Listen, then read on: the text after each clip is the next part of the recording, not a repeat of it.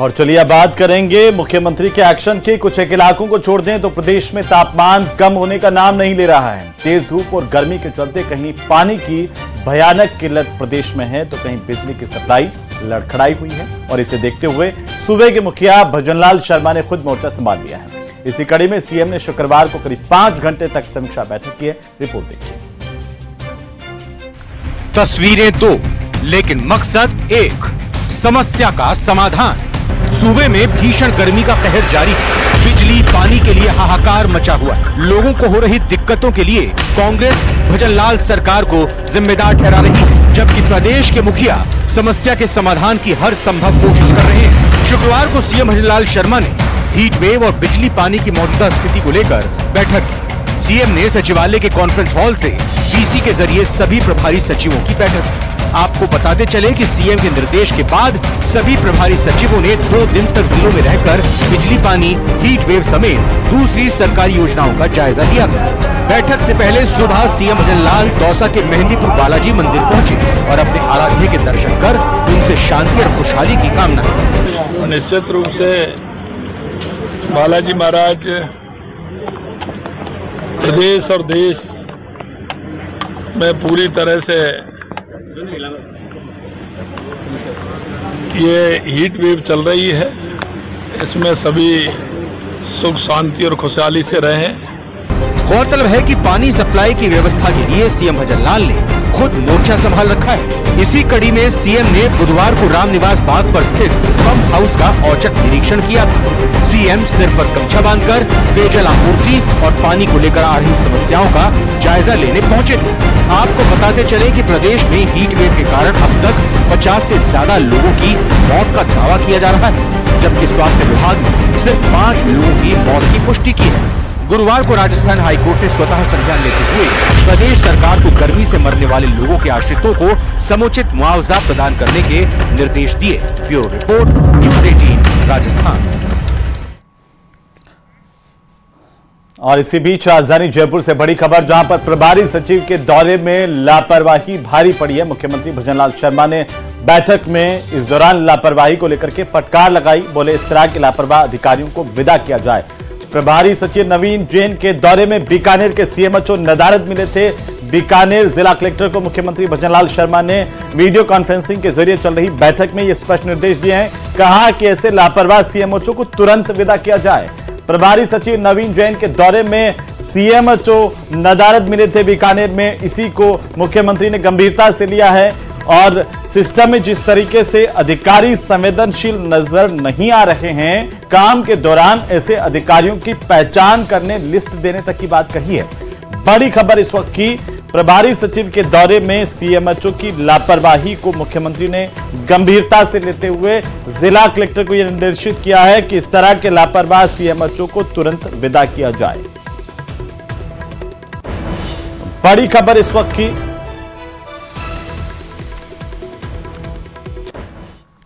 तो वहीं चुनावी नतीजों से पहले बीजेपी कल महामंथन करेगी। पार्टी के तमाम कद्दावर नेता नतीजों का आकलन करेंगे और पार्टी नेताओं ने जीत का दावा किया है। एग्जिट पोल के साथ ही बीजेपी अपने इनपुट के जरिए एक-एक सीट के संभावित नतीजों की पड़ताल भी विस्तार से करेगी। रिपोर्ट देखिए।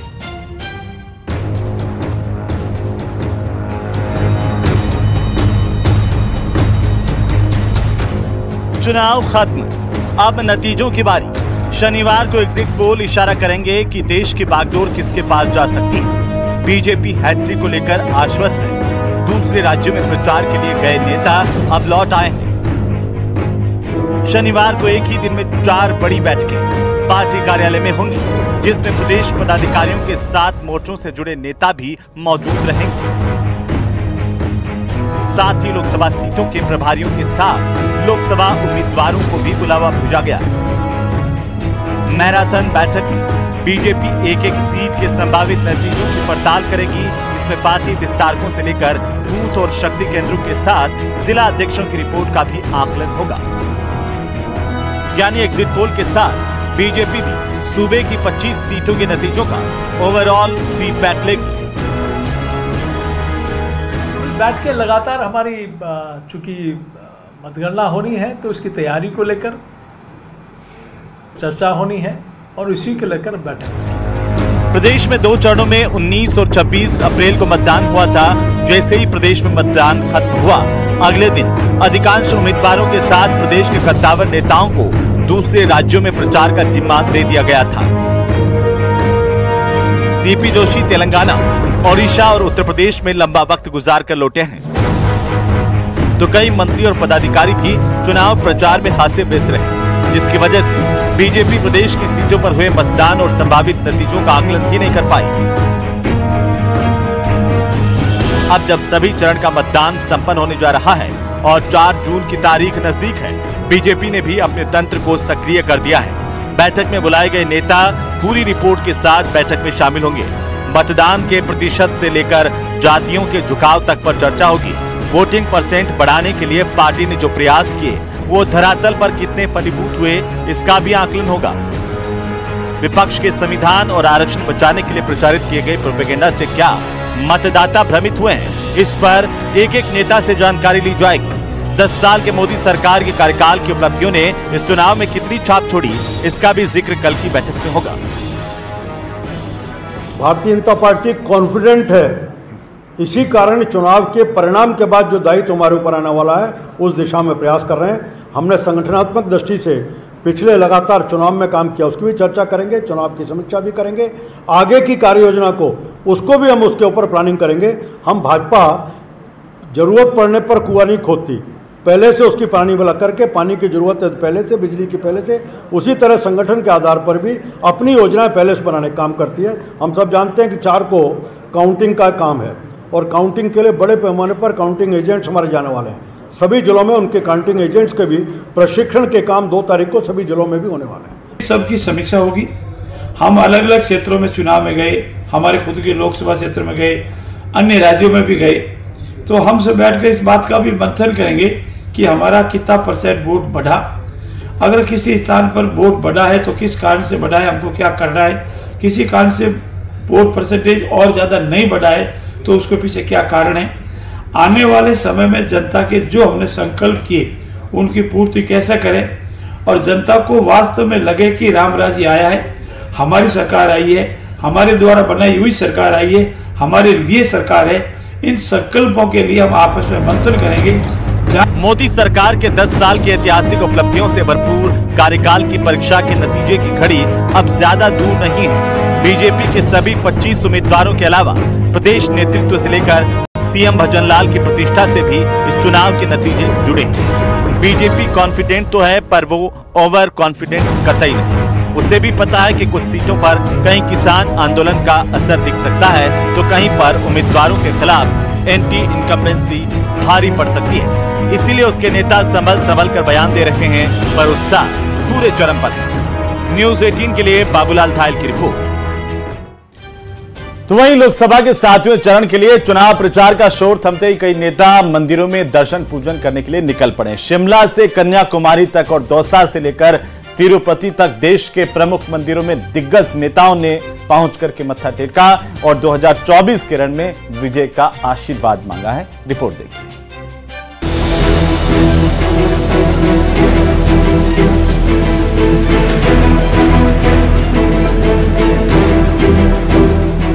...2024 की चुनावी जंग में प्रचार का यलगार थमने के बाद अब सभी दलों के सभी नेताओं को नतीजों का इंतजार है। देश की जनता करीब 90% लोकसभा उम्मीदवारों की किस्मत का फैसला कर ईवीएम में बंद कर चुकी है। ऐसे में अब नेताओं के पास एक ही आस बाकी है और वो है ऊपर वाले का दरबार। 7वें चरण के लिए चुनाव प्रचार का शोर थमते ही कई नेता मंदिरों में दर्शन पूजन करने निकल पड़े। पीएम मोदी 30 मई की शाम को ही तमिलनाडु के कन्याकुमारी पहुंच गए और साधना में लीन हो गए। तो वहीं केंद्रीय गृह मंत्री अमित शाह आंध्र प्रदेश के तिरुपति बालाजी मंदिर पहुंचे और दर्शन पूजन किए। कांग्रेस नेता प्रियंका गांधी ने हिमाचल प्रदेश के जाखू मंदिर में मत्था टेका। वहीं मध्य प्रदेश के सीएम मोहन यादव पंजाब के अमृतसर स्थित स्वर्ण मंदिर पहुंचे और अरदास की। एलजेपी-आर के अध्यक्ष चिराग पासवान अयोध्या पहुंचे और रामलला के दर्शन से पहले हनुमानगढ़ी जाकर दर्शन किए। तो वहीं राजस्थान के मुख्यमंत्री भजन लाल शर्मा के साथ लोकसभा अध्यक्ष ओम बिरला और केंद्रीय मंत्री पीयूष गोयल एक साथ मेहंदीपुर बालाजी पहुंचे और दर्शन किए। भगवान के दरबार में नेताओं का तांता लगा हुआ है। हर कोई अपने और अपनी पार्टी की जीत के लिए प्रार्थना कर रहा है। 19 अप्रैल से शुरू हुआ चुनाव का सिलसिला 4 जून को नतीजों के ऐलान के साथ ही खत्म हो जाएगा, जिसके बाद देश की केंद्रीय सत्ता के सिरमौर का राज तिलक होगा।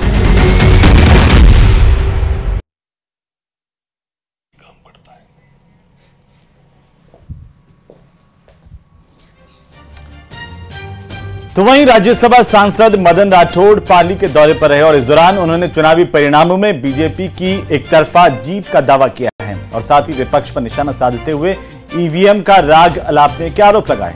राठौड़ ने कहा कि विपक्ष जहां हारता है वहां पर तीखरा ईवीएम पर फोड़ता है, जहां पर जीतता है वहां कुछ नहीं बोलता है। देश की जनता ने मोदी की गारंटी पर विश्वास जताया और फिर से बीजेपी की सरकार बन रही है। क्या कुछ कहना है राज्यसभा सांसद का, आप भी सुनिए। आह्वान किया कि इस बार 400 पार और जनता ने मोदी जी की गारंटी पर भरोसा भी किया और निश्चित रूप से बहुत अच्छे मतदान भी हुए और भारतीय जनता पार्टी की सरकार बनने जा रही है। ये उत्साहजनक वातावरण देश में बना हुआ है, लेकिन विपक्ष अभी से हंगामा करना शुरू कर दिया कि ईवीएम ईवीएम ईवीएम। विपक्ष जहाँ जीतता है वहां तो ईवीएम के बारे में बोलता नहीं है।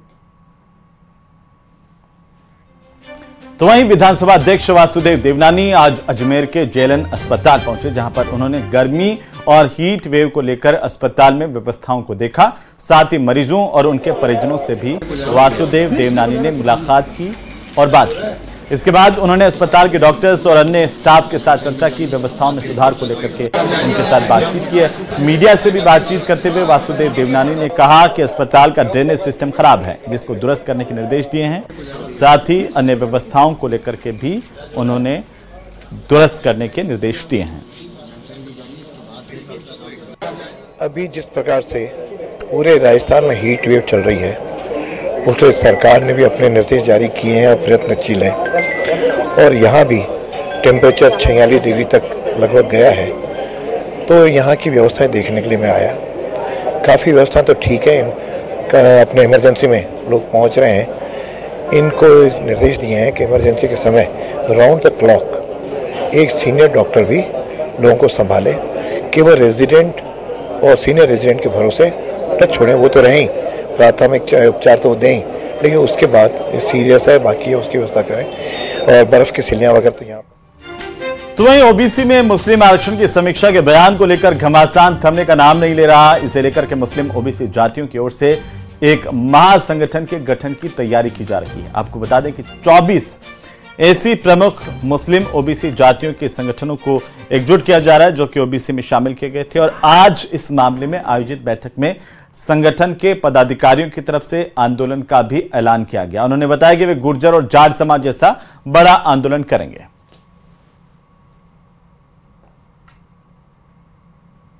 आरक्षण को लेकर के संघर्ष की तैयारी कर रहे तमाम जो पदाधिकारी हैं यहाँ मौजूद हैं, बातचीत कर रहे हैं। तमाम जितनी भी बिरादरियां हैं उनके पंचों को बुलाया जा रहा है और आरक्षण की रूपरेखा तैयार करने की बात की जा रही है कि उसको बचाने के लिए किस तरह से आंदोलन किया जाए। सब देश में चर्चा है और हालात जिस तरह के दिख रहे हैं कि राजस्थान में भी रिव्यू किया जाना है, ऐसे बयान आए। उस बयान के आधार पर अब आपने चेतावनी भी दी है और तैयारी भी की है। क्या चेतावनी और क्या तैयारी? देखिए साहब, हमने किसी भी हालत में हम इसे बर्दाश्त नहीं करेंगे, इसलिए कि हमें पूरी तरह से ये यकीन हो गया है कि ये सरकार आरक्षण विरोधी सरकार है। और जब ये आरक्षण विरोधी सरकार है, सिर्फ मुसलमानों का ही नहीं, मुसलमानों को तो बतौर टेस्ट इन्होंने ये किया है, ये सभी के आरक्षण के खिलाफ रही है ये सरकार।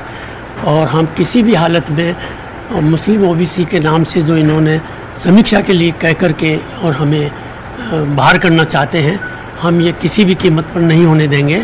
हम इस सिलसिले में तमाम मुस्लिम अब ओबीसी के लोगों को जोड़ रहे हैं और हमने गवर्नमेंट को भी लिखा है और हम बराबर इस बात की कोशिश कर रहे हैं कि अगर हमें इसके लिए सड़कों पे भी उतरना पड़े तो हम सड़कों पे भी उतरेंगे, आंदोलन करेंगे। जो संविधान ने हमें राइट्स दिए हैं उसके मुताबिक हम आंदोलन भी करेंगे और किसी भी हालत में ऐसा नहीं होने देंगे। हमने ये सब लोगों ने, और हर रोज़ हम, कल भी हमने मीटिंग की थी समाज के लोगों की, और हर रोज़ हम सारे पूरे राजस्थान में इस चीज़ को मीटिंग के ज़रिए इकट्ठा कर रहे हैं लोगों को कि हम किसी भी तरह अगर हमें ज़रूरत पड़ती है तो और इसी बीच भरतपुर से बड़ी खबर मिल रही है, जहां पर पुलिस ने बड़ा एक्शन किया है। 287 मोबाइल फोन जब्त किए हैं। करीब 60 लाख रुपए की कीमत के ये फोन बताए जा रहे थे जो चोरी हो गए थे, और अब ये फोन पुलिस की तरफ से वापस बरामद कर लिए गए हैं। चोरी और गुमशुदगी के मोबाइलों को बरामद किया गया। पुलिस ने सभी उपभोक्ताओं को ये मोबाइल लौटा दिए हैं जिनके मोबाइल चोरी हुए थे। उन्होंने अपने अपने मोबाइल वापस पाकर के खुशी जाहिर की है। वापस मोबाइल मिलने पर सभी के चेहरे पर खुशी देखने को मिली, जिसकी खुशनुमा तस्वीरें देखिए। इन लोगों के फोन चोरी हो गए थे। पुलिस ने कोशिश की, केस दर्ज किया, फाइंड आउट किया और वापस से ये मोबाइल पुलिस बरामद करने में कामयाब रही। करीब 60 लाख रुपए के फोन थे जो फोन चोरों की तरफ से चोरी कर लिए गए। और इसी बीच श्रीगंगानगर के सूरतगढ़ से बड़ी खबर, जहां पर तस्कर की अवैध संपत्ति पर पीला पंजा चला है।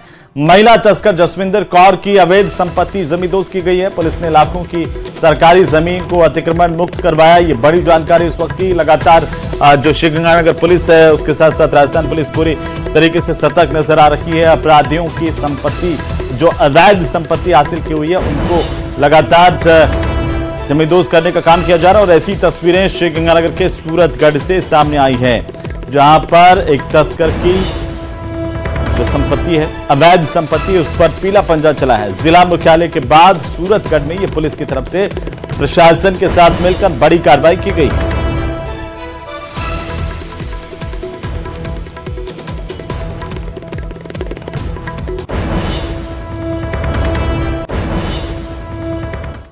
तो वैसे तो देश किसानों का भारत कहा जाता है। अन्नदाता को सर आंखों पर रखना चाहिए, लेकिन अगर किसानों की समस्या हल नहीं हो तो आखिरकार किसान क्या करें। ऐसा ही कुछ मामला हनुमानगढ़ का, जहां पर किसान अपनी मांगों को लेकर के धरने पर बैठ गए हैं। रिपोर्ट देखिए।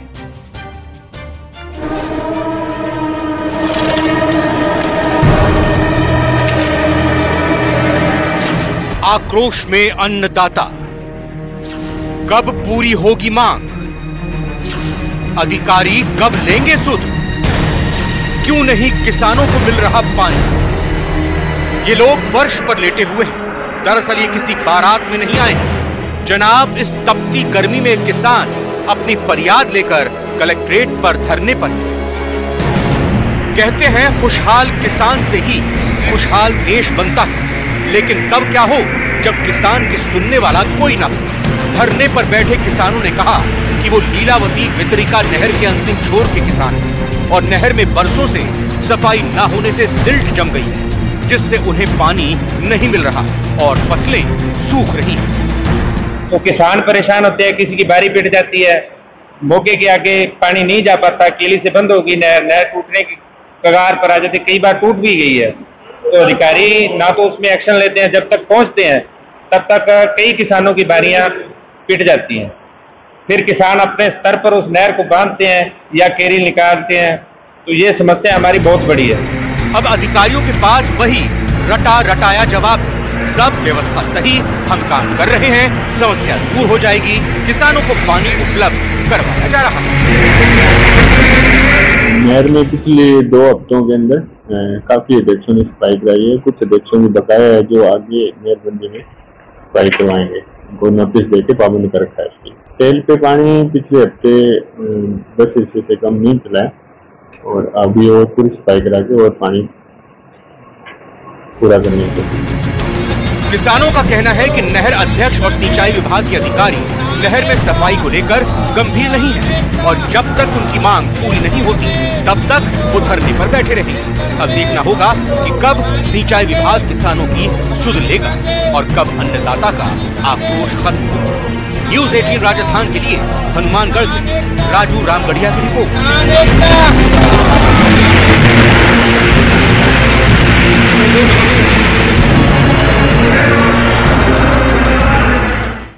तो खबरें अभी और भी हैं, लेकिन फिलहाल वक्त तो चला एक छोटे से ब्रेक का। आप देखते रहिए प्रदेश का number 1 news channel news 18 Rajasthan. जल्द लौटते हैं।